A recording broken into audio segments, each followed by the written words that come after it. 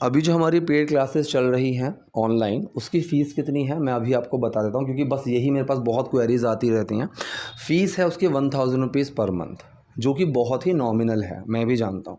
आप चाहो तो कहीं पर भी देख सकते हो, चेक कर सकते हो। कोई भी अगर अच्छा इंस्टीट्यूट होगा उनकी तो आप फ़ीस को कंपेयर ही नहीं कर पाओगे इससे।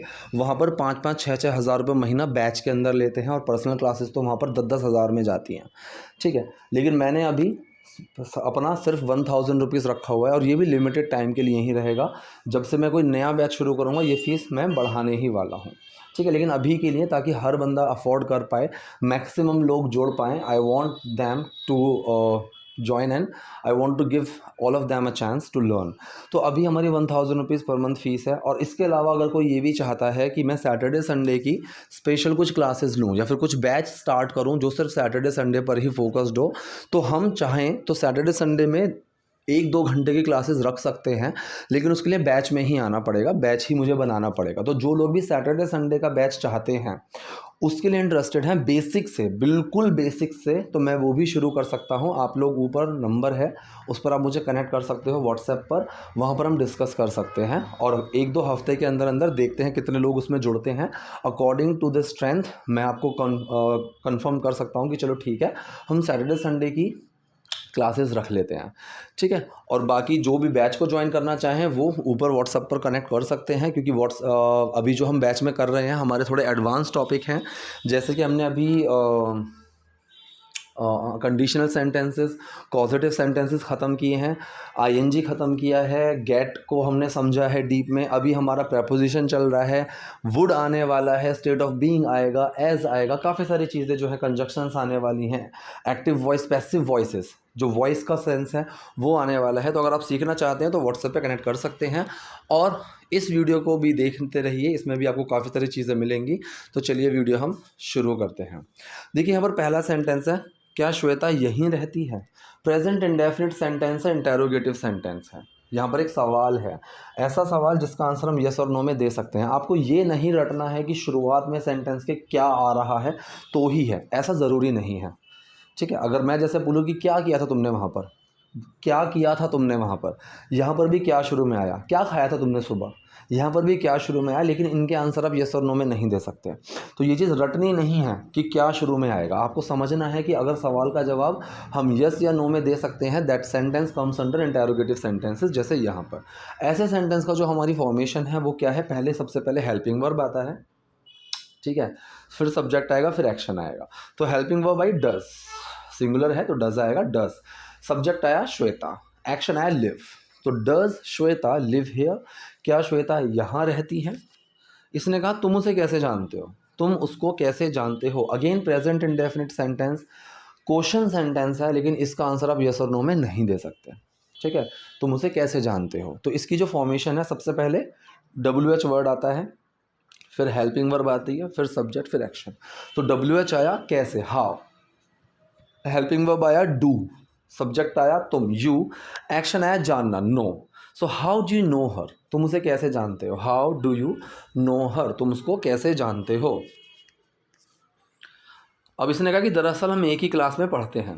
दरअसल, दरअसल मतलब एक्चुअली, एक्चुअली हम एक ही क्लास में पढ़ते हैं।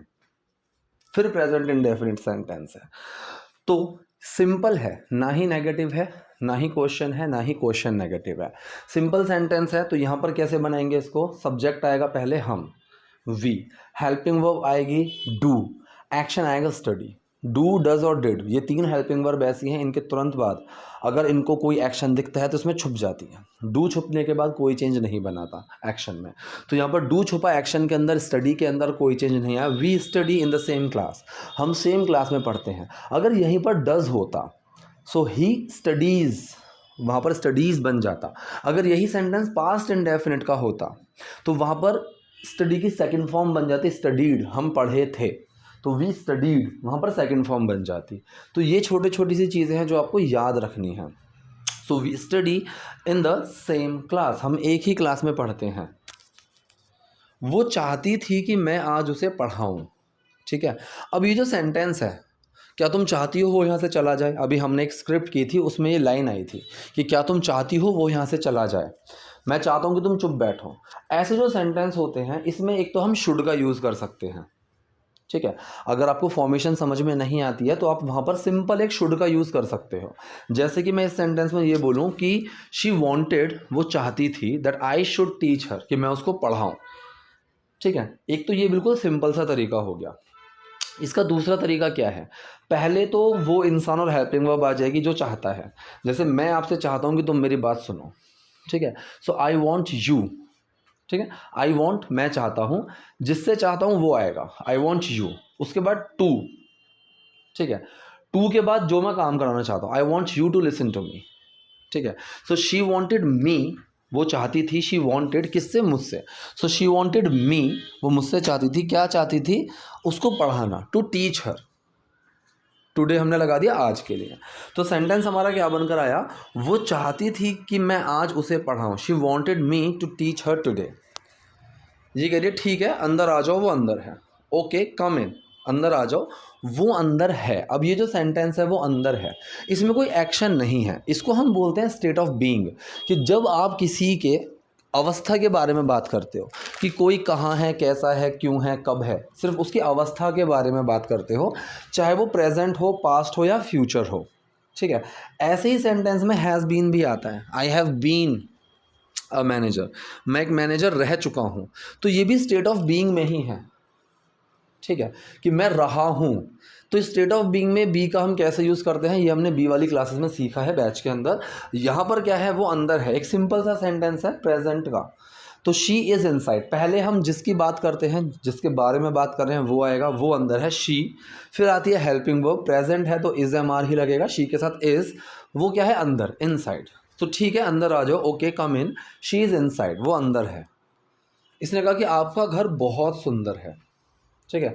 ये सेंटेंस अगर आप चाहो तो स्टेट ऑफ बीइंग में भी बना सकते हो, बहुत सिंपल तरीके से ये स्टेट ऑफ बीइंग में बन सकता है कि योर हाउस इज़ ब्यूटिफुल, ठीक है। कि हम किसकी बात कर रहे हैं, आपके घर की, योर हाउस, हेल्पिंग वर्ब आ गया इज़, अब वो क्या है, सुंदर है, ब्यूटिफुल, ठीक है। यहाँ पर हो गया स्टेट ऑफ बीइंग कि आपका घर बहुत सुंदर है। इसी को इसने पोजेशन में बना दिया कि आपके पास एक बहुत सुंदर घर है। तो पोजेशन में हम क्या करते हैं, देखिए पोजेशन वाले जो सेंटेंस होते हैं इसमें एक खासियत रहती है, ये बेसिकली इंडेफिनिट फॉर्म के ही सेंटेंस होते हैं। कि अगर आपका घर सुंदर है तो you do have a beautiful house, do छुपा हैव में, कोई चेंज नहीं आया, you have a beautiful house. यहीं पर अगर मैं सिंगुलर की बात करूं कि उसके पास एक बहुत सुंदर घर है, so he does have a beautiful house, does छुपेगा हैव में और वो हैज़ बन जाएगा, he has a beautiful house. अगर मैं इसका नेगेटिव बनाऊं कि उसके पास एक सुंदर घर नहीं है, तो क्या बनेगा, he does not have, he does not have a beautiful house. तो वहाँ पर हैव लग जाएगा क्योंकि डज बाहर आ गया नॉट के साथ। ये तो हो गया नॉट लगाने का तरीका। अगर आपको इसमें डज, डू, डिड इनको बाहर नहीं निकालना है, अगर मैं पास्ट इंडेफिनिट की बात करूँ तो हैड लगता है। क्यों लगता है, क्योंकि वहाँ पर हैव में डिड छुपता है और हैव की सेकंड फॉर्म बनाता है जो कि होती है हैड। अगर मैं यहीं पर नॉट ना लगाऊं, नो का यूज़ करूं, तो फिर आपको हेल्पिंग वर्ब्स बाहर निकालने की ज़रूरत नहीं है। कि यू जैसे मैं बोलूँ कि उसके पास अच्छा घर नहीं है, so he has no beautiful house, ठीक है। I have no idea, I have no money, या फिर I don't have money, I have no money. तो यहाँ पर हम नो का यूज़ करेंगे तो हेल्पिंग वर्ब बाहर निकालने की ज़रूरत नहीं है। तो आपका अगर बहुत सुंदर है, इसने इसको पोजेशन में बनाया, यू डू हैव, डू लगा है हैव के अंदर, कोई चेंज नहीं है, you have a beautiful home, आपका घर बहुत सुंदर है। नेक्स्ट सेंटेंस आया, मैं सुबह से तुम्हारा इंतज़ार कर रही हूँ। सेंटेंस कौन सा है, प्रेजेंट परफेक्ट कॉन्टिन्यूस, ठीक है, सुबह से कर रही हूँ। तो यहाँ पर हेल्पिंग वर्ब लगेगी हैज़ बीन, हैव बीन, और टाइम के लिए हम सिंस या फॉर का यूज़ करते हैं। काफ़ी बच्चों का ये भी कन्फ्यूजन रहता है, सर सिंस कहाँ लगाऊँ, फॉर कहाँ लगाऊँ। सीधी सी बात है, अगर आपके सामने कोई चीज़ नंबर्स में आ रही है, नंबर्स में, जैसे कि 2 महीने, 2 दिन, 2 हफ्ते, 3 साल, 3 दिन, 3 महीने, 3 घंटे, 4 मिनट, तो आप फॉर का यूज़ करोगे। और कोई रैंडम आता है काफ़ी टाइम से, काफ़ी दिनों से, कुछ दिनों से, तब भी आप वहाँ पर फॉर का यूज़ करोगे, ठीक है। लेकिन अगर आपके पास कोई चीज़ फिक्स आ जाए कि बचपन से, 2012 से, मंडे से, जुलाई से, जून से, सुबह से, दोपहर से, तो आप सिंस का यूज़ करोगे, ठीक है। सिंस में एक नंबर आ सकता है, जब बजे की बात है, इतने बजे से, 5 बजे से, 6 बजे से, 7 बजे से, तो वहाँ पर हम सिंस का यूज़ करते हैं, ठीक है। और बाकी नंबर्स में हम क्या यूज़ करते हैं, फॉर का यूज़ करते हैं। ये चीज़ आपको याद रखनी है। डन। चलिए, तो मैं सुबह से तुम्हारा इंतज़ार कर रही हूँ। हेल्पिंग वर्ब क्या है, have been, has been. I के साथ लगेगी have been. I have been waiting for you, तुम्हारा, I have been waiting for you since morning, कि मैं तुम्हारा सुबह से इंतज़ार कर रही हूँ। एक सेकंड, नेक्स्ट सेंटेंस देखते हैं। अगर तुम मुझे नहीं पढ़ाओगे तो मैं परीक्षा पास नहीं कर पाऊंगी। कंडीशनल सेंटेंस है टाइप 1। फ्यूचर की बात करते हैं। मैंने कई बार बताया है, अगर, जब, जब भी, इस सेंस में हम विल का यूज़ नहीं करते हैं। वो जो फर्स्ट क्लॉज रहेगा वो हमेशा इंडेफिनिट फॉर्म में जाएगा। अगर तुम मुझे नहीं पढ़ाओगे, ये सेंटेंस बनेगा अगर तुम मुझे नहीं पढ़ाते हो, तो ये प्रेजेंट की फॉर्म में बनेगा, ना कि विल हमें यहाँ पर लगाना है। सो इफ़ यू विल नॉट नहीं आएगा, इफ़ यू डोंट आएगा। अगर तुम मुझे नहीं पढ़ाओगे, if you don't teach me, अगर तुम मुझे नहीं पढ़ाते हो, सेंटेंस आपका इस वाले सेंस में रहेगा। If you don't teach me, अगर तुम मुझे नहीं पढ़ाओगे, मैं ये एग्ज़ाम पास नहीं कर पाऊंगी। फ्यूचर की बात हो या प्रेजेंट की बात हो, कैन दोनों में आता है। काफ़ी लोगों के दिमाग में ये कन्फ्यूजन रहती है कि कैन का यूज़ प्रेजेंट के लिए ही आता है, फ्यूचर में भी कैन का ही यूज़ करते हैं। अब जर्नली अगर आप देखो तो कैन का यूज़ फ्यूचर के लिए ही करते हैं, ठीक है। प्रेजेंट के लिए भी होता है, ऐसा नहीं है। लेकिन जैसे मैं बोलूँ मैं तुम्हें हरा सकता हूँ, ना तो अभी मैच हुआ है, ना ही मैंने तुम्हें हराया है, वो फ्यूचर की ही तो बात है। मैं तुम्हें हरा सकता हूँ, ठीक है। क्या मैं तुम्हारे साथ खेल सकता हूँ, ऐसे सेंटेंसेस में कैन का यूज़ हम वहाँ पर करते हैं। कुड और कैन में कुछ फ़र्क है, मैंने ऑलरेडी वीडियो बनाकर डाली हुई है, तो ज़्यादा कन्फ्यूजन आनी नहीं चाहिए। So if you don't teach me, अगर तुम मुझे नहीं पढ़ाओगे, I can not pass this exam, तो मैं इस एग्ज़ाम को पास नहीं कर पाऊँगी, ठीक है। नेक्स्ट यहाँ पर लिखा हुआ है, तुम उतनी मूर्ख नहीं हो जितना खुद को समझती हो। इतना उतना, ऐसे सेंसेस में हम एज का यूज़ करते हैं। एज के बहुत सारे यूजेस हैं, we are going to cover soon in our batches. काफ़ी जल्दी एज के ऊपर भी हमारी क्लास आने वाली हैं, और उस क्लास में we are going to cover the complete concept of as, where I will let you know about the different uses, how to make sentences by using as, ठीक है। तो यहाँ पर तुम उतनी मूर्ख नहीं जितनी दिखती हो, इसमें एक छोटा सा एक फॉर्मेशन है, आप उस फॉर्मेशन को ध्यान से समझो। सबसे पहले क्या होता है, जिससे हम कंपेयर करते हैं, ठीक है। मतलब जैसे मैं बोलूँ कि तुम खली जितने स्ट्रांग हो, फॉर एग्जांपल, तुम खली जितने स्ट्रांग हो, तो पहले तो वो आएगा जिसको हम कंपेयर कर रहे हैं। जैसे मैं तुम्हें कंपेयर कर रहा हूँ, तो यू, हेल्पिंग वर्ब आएगी यू आर, फिर हम एक पहले एज लगाएंगे एज, फिर आएगी वो डिग्री जिस पर हम कंपेयर कर रहे हैं। तो हम यहाँ पर बात कर रहे हैं स्ट्रांग की, तो यू आर एज स्ट्रांग, फिर हम एज का यूज़ करेंगे, you are as strong as, फिर वो चीज़ या इंसान जिससे हम कंपेयर कर रहे हैं Khali, so you are as strong as Khali. अब यहाँ पर इसने बोला कि तुम उतनी मूर्ख नहीं है जितना खुद को समझती हो। किसकी बात कर रहे हैं, तुम, यू आर नॉट, तुम नहीं हो, यू आर नॉट एज, फिर डिग्री क्या है, स्टूपिडिटी की, so you are not as stupid as, जितना तुम समझती हो, you think of yourself, ठीक है। तो यहाँ पर किससे कंपेयर कर रहे हैं, जितना तुम खुद को समझती हो उसी से कंपेयर कर रहे हैं। So you are not as stupid as you think of yourself, कि जितना तुम खुद को समझती हो तुम उतनी स्टूपिड नहीं हो। इसने कहा है आंटी विक्की हमारी क्लास का टॉपर रहा है, ठीक है।